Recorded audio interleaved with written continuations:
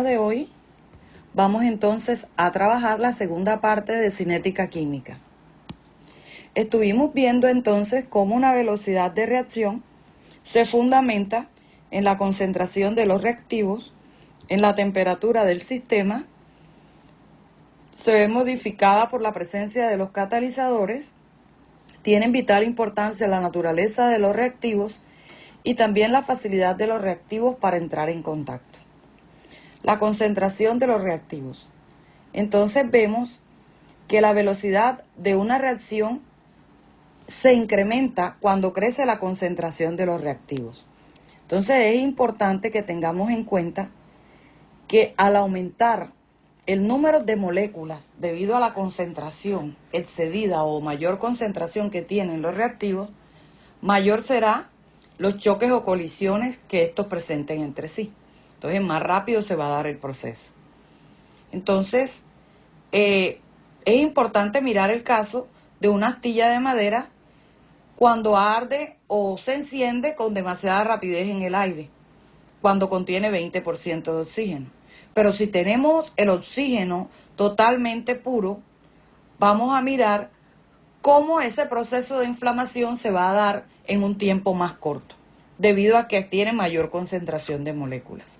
Bien, es importante saber también que si las moléculas que constituyen los reaccionantes se encuentran en fase gaseosa o en fase líquida, estas moléculas van a chocar con mucha más facilidad y por tanto la velocidad se va a presentar en un tiempo, como venimos trabajando, más corto. Vimos también en la clase anterior cómo cuando un reaccionante o un reactivo se encuentra en estado sólido y reducimos el tamaño de las partículas, va a reaccionar mucho más rápido que si se encuentra en trazas más grandes. Entonces vemos también aquí que el tamaño de las moléculas también influye en la velocidad de las reacciones. Específicamente esto atañe al estado líquido, ¿verdad? Si lo fracciono, si las partículas son más pequeñas y reducidas a laminillas o a polvo fino, obviamente la reacción se va a dar con mayor facilidad. Imprescindible la temperatura de un sistema. Indiscutible saber por experiencia de la vida diaria que la velocidad de casi todas las reacciones se incrementa al elevar la temperatura. Entonces, si nosotros incrementamos solamente en 10 grados centígrados la temperatura, se va a duplicar la velocidad de una reacción. Cuanto más alta es la temperatura, mayor va a ser la energía cinética de las moléculas. Por tanto, su movilidad va a ser mayor, sus choques se incrementan y la velocidad de la reacción, por ende, se va a ver favorecida. Miremos el caso, por ejemplo, o analicemos el caso de los insectos. Los insectos durante el invierno tienen una actividad cinética, una actividad muy baja, o su energía cinética utilizada también es muy baja. Por eso, las reacciones que se llevan a cabo en su organismo son mucho más lentas. Mientras que cuando se incrementa la temperatura, hace más sol, entonces su energía va a ser mucho mayor. Bien, si nosotros tenemos, por ejemplo, el carbón y la gasolina a temperatura ambiente, con ellos no va a ocurrir nada. Pero si generamos calor sobre ellos, inmediatamente se produce la combustión, afectado por la temperatura. Habíamos visto también cómo los catalizadores aumentan la velocidad de una reacción. Por ejemplo, si tenemos una reacción entre el hidrógeno y el oxígeno molecular a temperatura ambiente, la velocidad es muy pequeña. Pero si colocamos un acelerador como el platino, la reacción va a ser mucho más rápida. Ya nosotros sabemos que los catalizadores no participan o no se descomponen dentro de esta reacción química. Sencillamente aparecen iguales al finalizar la reacción. Pero a veces esa forma en que se presenta en el estado de agregación no es la misma. Pero ya sabemos que los catalizadores aceleran o disminuyen la velocidad de una reacción. Bien, es importante tener en cuenta en este proceso de velocidad de las reacciones la teoría de las colisiones. Entonces, para que una reacción se lleve a cabo, las moléculas de los reaccionantes deben chocar entre sí. Entonces, cualquier factor de los que vimos anteriormente que aumente el número con que ocurren estos choques debe aumentar obviamente la velocidad de una reacción. Entonces se cumple este postulado. La velocidad de una reacción es proporcional al número de colisiones producidas por unidad de tiempo entre las moléculas de los reactivos. Esto es conocido como la teoría de las colisiones. Muy bien. En ocasiones, no todos los choques o colisiones entre las moléculas de los reaccionantes llegan a formar los productos. Es importante tener en cuenta que para que un choque resulte efectivo y dé lugar a la reacción, requiere que las moléculas cumplan con las siguientes características. Deben tener una buena orientación y deben poseer suficiente energía. Muy bien. Durante una colisión es importante que las moléculas estén bien orientadas para que se formen los productos. Entonces, precisamente esas moléculas de los reaccionantes deben chocar con una orientación determinada. Miremos entonces la reacción que tiene lugar entre una molécula de NO2 y de Cl2 molecular. Tenemos aquí el nitrito y el cloro molecular. Antes de la colisión, observemos cómo se encuentran. Se encuentra liberado un átomo de cloro y vemos cómo se produce el choque o la colisión. Esta colisión tuvo éxito porque la orientación fue eficaz. Pero miremos que de este lado no tuvo éxito. No tuvo éxito, se produjo mal la orientación y observen ustedes cómo se produce la ruptura. No se da lugar al Cl2, sino que queda adherido a esta molécula.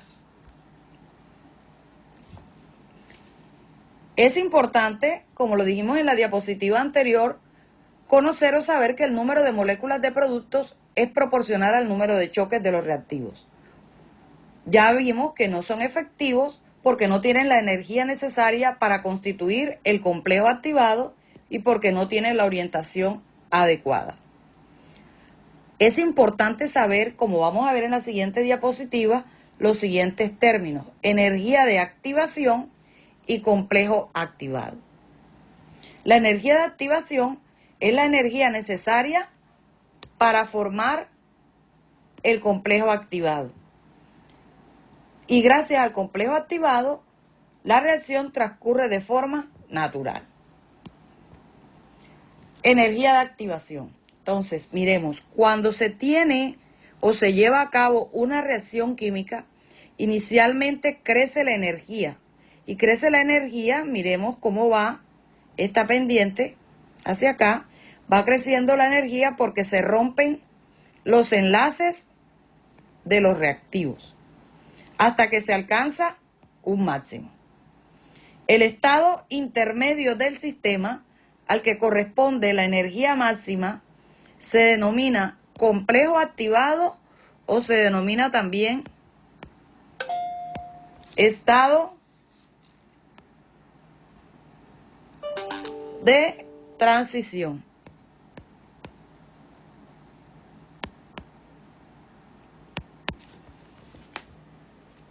Muy bien.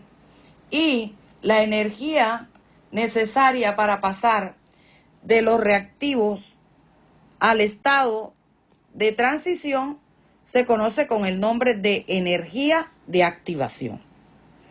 Los reactivos siempre deben pasar o superar esta barrera. Los reactivos deben superar o pasar esta barrera de energía de activación para poder transformarse en productos, incluso si la reacción es exotérmica. Vamos a mirar en la próxima diapositiva cuándo es una reacción exotérmica, a recordar, y cuándo es endotérmica. Ya sabemos entonces que el punto más alto de la barrera corresponde al complejo activado. Este complejo activado es transitorio. No dura mucho tiempo. Tiene una vida muy corta y acaba dando lugar a los productos. Ok. Miremos entonces aquí una comparación entre una reacción de tipo exotérmico y una reacción de tipo endotérmico. Lo primero es recordar que la entalpía se representa como delta de H y la entalpía corresponde al calor liberado o absorbido en una reacción química. Muy bien. Miremos el primer gráfico, corresponde a una reacción de tipo exotérmica. En las reacciones de tipo exotérmico, el delta de H es menor a 0. Quiere decir que su valor es negativo. Y vemos entonces que la energía de los reaccionantes es mayor que la de los productos. Miremos aquí dónde se encuentra la energía de activación, que es el espacio que hay entre el reaccionante y el complejo activado. Y vemos también su pico más alto, que es el complejo activado. Bien, vamos a ver el caso cuando nos encontramos al frente de una reacción de tipo endotérmico. Cuando nosotros nos vemos en este tipo de reacciones endotérmicas, el delta de H es mayor a 0, lo que quiere decir que es positivo. Y por tanto, en este tipo de reacciones que son endotérmicas, miren ustedes que la energía de los productos es mayor que la energía de los reactivos. Muy bien. Veamos aquí este espacio, lo vamos a señalar con color gris. Vamos a mirar dónde se encuentra la entalpía de la reacción en la reacción de tipo endotérmico y dónde tenemos la entalpía en las que son de tipo exotérmico.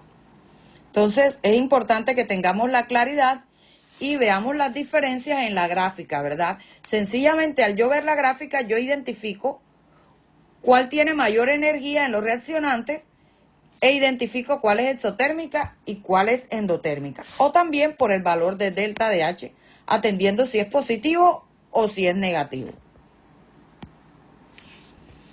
Miremos el siguiente problema. La figura siguiente muestra el diagrama de energía potencial para el sistema siguiente. A más B produce C más D. ¿Cuánto vale la energía de activación? Entonces, para poder determinar cuánto vale esa energía de activación, tenemos que restar o tenemos que ubicar el pico más alto, que en este caso es 100, ¿verdad? Menos 20. Siempre nosotros vamos a encontrar los valores de energía en kilojulios sobre mol. Miren ustedes que estas son las unidades. Al restar 100 menos 20, obviamente el resultado va a ser 80. Ahora, la siguiente pregunta. Me dicen si la reacción es de tipo exotérmico o si la reacción es de tipo endotérmico. Entonces, viendo el gráfico, yo observo que los productos tienen mayor energía que los reactivos. Si los productos tienen más energía que los reactivos, por gráfico, sé que estoy al frente de una reacción de tipo endotérmico. Muy bien. Ahora, yo puedo también hacer una diferencia de los valores de energía y resto en el delta de H el valor de la energía mayor menos el menor. Delta de H de los productos menos delta de H de los reactivos. Siempre voy a hallar el valor delta de H restando los productos menos los reactivos. Entonces, ¿a cuánto equivale la energía de los productos? A 80. ¿A cuánto equivale la energía de los reactivos? 20. Entonces, esta diferencia de restar 80 menos 20 me va a dar el resultado de 60 kilojulios sobre mol. Nuevamente vamos a ver la catálisis, pero de una forma gráfica. ya sabemos que los catalizadores nuevamente aceleran la velocidad de una reacción. Y por el contrario, si el catalizador no la acelera, sino que la disminuye, se denomina inhibidor o catalizador negativo. La acción del catalizador recibe el nombre de catálisis. Sabemos que el catalizador no aparece en la ecuación neta, ya que se regenera en el transcurso de la misma. Importante lo que les voy a decir, o lo que les voy a señalar. El catalizador aumenta la velocidad de la reacción debido a que disminuye la energía de activación, porque el catalizador cambia el mecanismo de la reacción, propone un camino más rápido, más eficaz, cuya energía de activación sea menor. Vamos a observar entonces estos dos gráficos. Vemos el que está señalado con rojo, la reacción, la curva de la reacción que tiene un catalizador, y la que está señalada con amarillo es la que no tiene catalizador. Observemos nosotros entonces la energía de activación. Vemos que la energía de activación donde está el catalizador es menor que la energía de activación donde se tiene el catalizador. Por tanto, podemos decir que el catalizador disminuye la energía de activación, o sea, hace que el proceso sea mucho más rápido, hace que el proceso sea más eficaz. A nivel industrial, a nivel biológico, se observa aquí que es más rentable utilizar los catalizadores para disminuir la energía de activación dentro de las reacciones químicas. Ya sabemos que la presencia del catalizador no afecta en nada al calor de la reacción ni a la espontaneidad de ese proceso. Muy bien. Los catalizadores son importantes porque no modifica la constante de equilibrio. Un catalizador puede ser positivo si hace que la velocidad de la reacción aumente, pues consiguen que la energía de activación disminuya. Puede ser negativo si hace que la velocidad disminuya, pues consigue que la energía de activación aumente.